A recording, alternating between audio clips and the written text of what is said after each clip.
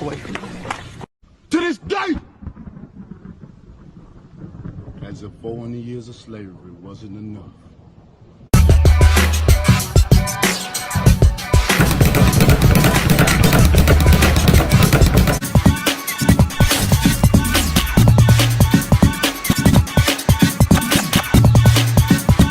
You're done with Spence for right now. Okay. So Spence is not. So you don't think Spence will be this year? Maybe next year.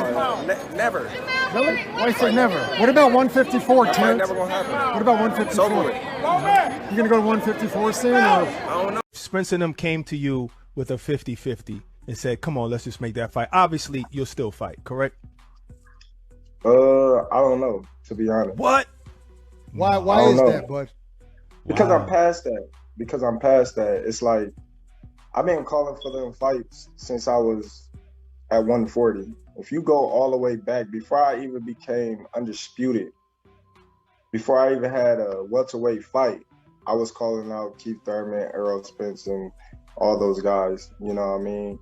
And once I'm moved up, everybody was saying, get a belt. Get a belt.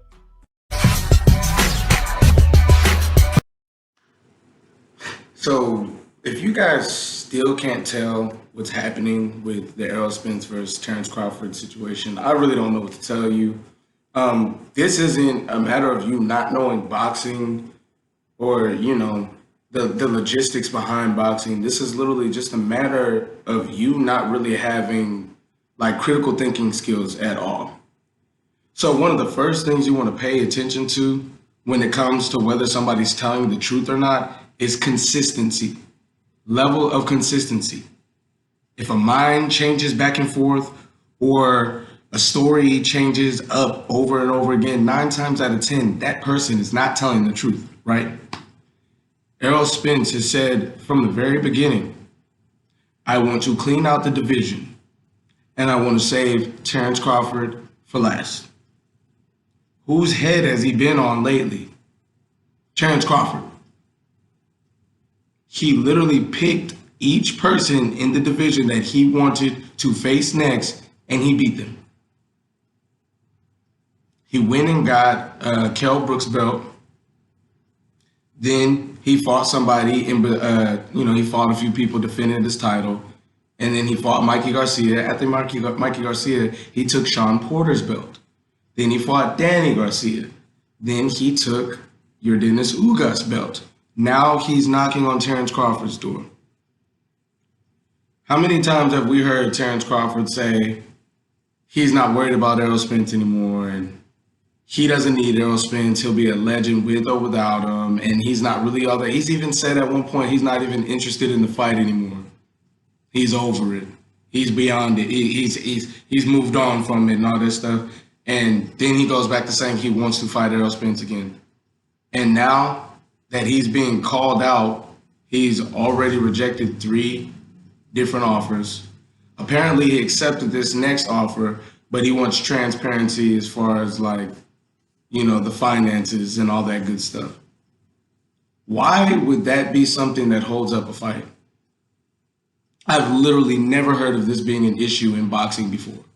Somebody not wanting a fight anymore because of lack of financial transparency. Everything pertaining specifically to Terence Crawford was included in the contract. So why do you need to see what everybody else is making if you know what you're making? And then you guys are also misunderstanding what they mean when they say no guaranteed purse. A purse is basically for both fighters, something that they're gonna make up front.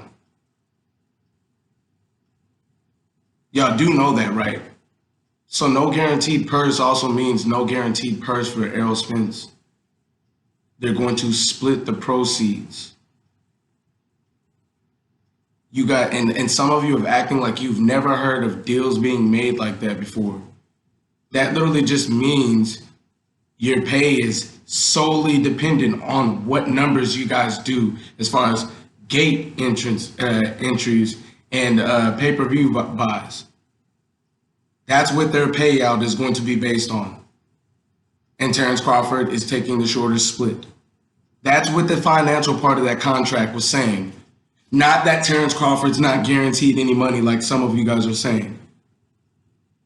If you guys literally are not willing to admit that Terence Crawford is the one holding up this fight at this point, you clearly have some sort of bias, or you're just in denial.